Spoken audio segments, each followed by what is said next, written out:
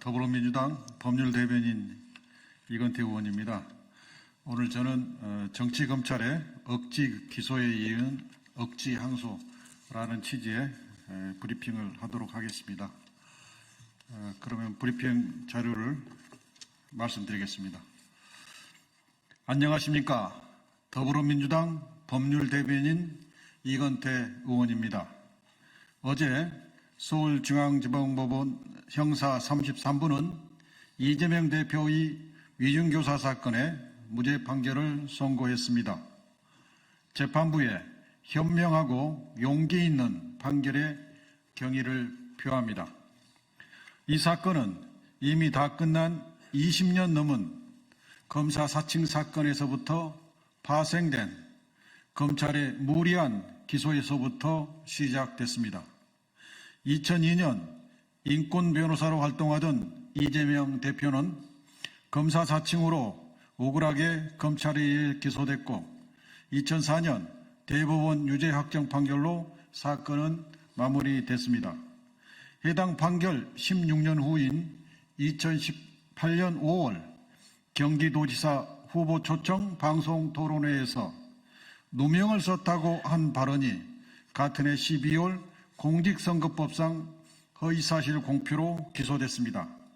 당시 1심, 2심, 대법원 모두 누명을 썼다는 말은 피고인의 의견에 불과하다는 이유로 무죄 판결을 선고했습니다.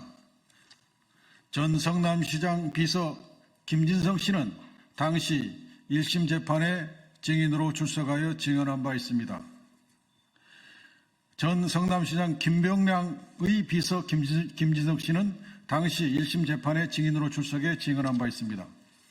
검찰은 2002년에 있었던 일을 2018년에 증언한 것에 대해 2023년이 돼서야 위증교사를 인지했습니다. 통상 위증교사를 인지하는 시점은 증언이 있은 다음 날 늦어도 3, 4일 이내입니다. 최초 사건 기준 21년 전 일이고 증언 기준 5년이 지나 정치 탄압 수사를 하기 위하여 인지한 것입니다. 2018년 공직선거법 사건은 나는 억울하다는 취지로 누명을 썼다고 말했기 때문에 의견이므로 법리적으로 무죄였습니다.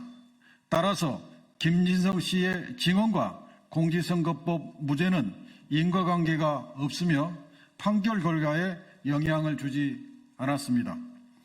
이 사건은 검찰이 김진성 씨의 알선수재 사건을 압박수단으로 수사 기소한 사건입니다. 검찰은 아직도 구속영장을 청구했다가 기각됐던 김진성 씨의 알선수재에 대해 기소 여부를 결정하지 않고 있습니다. 위증교사 사건 재판부는 국민의 상식에 부합하는 현명한 판결을 했습니다. 재판부는 이재명 대표가 김진성 씨에게 했던 증언 요청은 통상의 증언 요청에 불과할 뿐이지 위증교사에 해당하지 않으며 이재명 대표가 자신의 상황을 설명하거나 약 16년 전에 있었던 일의 기억을 환기시키기 위하여 변론 요지서를 제공한 것은 상식에 반한다고 볼 수 없고 김진성 씨가 모른다고 하거나 부인하는 내용에 대해 증언을 요청하지 않았다고 무죄 이유를 밝혔습니다. 이 대표와 김 씨의 통화 내용을 들어보면 이 대표가 12번이나 사실대로 말해달라고 말했을 뿐 위증해달라고 부탁한 사실이 없음이 명백합니다. 재판부가 인권의 제후보루로서 실체적 진실을 규명해 주셨습니다. 또한 재판부는 이 대표의 변호인 신모 변호사와 김 씨의 통화에서도 김 씨가 파악하고 있던 사실관계 그대로 통화했을 뿐 위증교사 사실이 발견되지 않았다고 판시했습니다. 이번 판결을 통해 윤석열 정권의 정치검찰이 이 대표를 표적으로 하여 수사 기소한 사건 전부가 실체 없이 억지 법리와 조작된 증거에 의존하고 있다는 사실이 드러났습니다.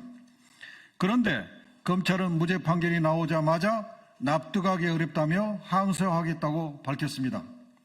검찰의 항소 결과는 이재명 대표가 무죄라는 사실을 또 한 번 명백히 입증하는 것 그 이상도 이하도 아닐 것입니다.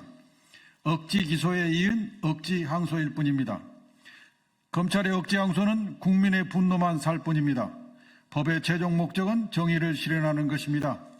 검찰이 진정 법과 원칙에 따라 공정하게 행동하고 있는지, 국민의 눈높이에 부합하는지 스스로 점검하기 바랍니다. 이재명 대표는 13일간의 공식 선거운동 기간에도 3회나 재판에 참석했을 정도로 법원의 재판에 성실히 출석했습니다. 앞으로도 이재명 대표는 인권의 제후 보루인 사법부를 존중하고 성실히 재판을 받아 정의와 진실이 승리한다는 사실, 대한민국의 민주주의가 결코 허약하지 않다는 사실을 증명해 보이겠습니다. 이재명 대표는 오직 국민을 믿고 역사가 가리키는 방향을 향해 뚜벅뚜벅 걸어갈 것입니다. 이상입니다. 기자 여러분 감사합니다.